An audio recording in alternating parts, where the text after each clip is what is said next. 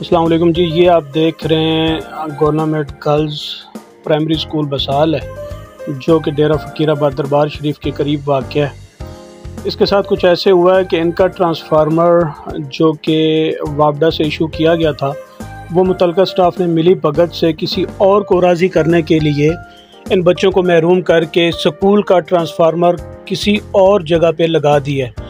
और ये बच्चे जो हैं ये गर्मी में बड़ी मुश्किल से गुजारा कर रहे हैं।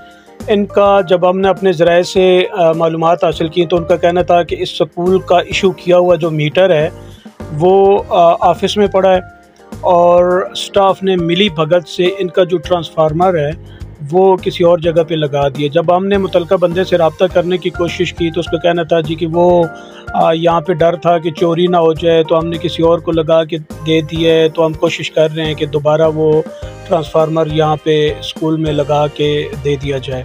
तो आप देख लें कि ये लोग किस किस किस्म की हरकतें कर रहे हैं। हमारी अपील है वापडा के मुतलका अफसरान से कि जो स्टाफ स्कूल का ट्रांसफार्मर किसी और को लगा के देने में मुलविस है उनके ख़िलाफ़ एक्शन लें और बराए मेहरबानी इन बच्चों को जो है वो मज़ीद तकलीफ़ मत दें और इनका जो ट्रांसफार्मर है वो स्कूल को लगा के दिया जाए।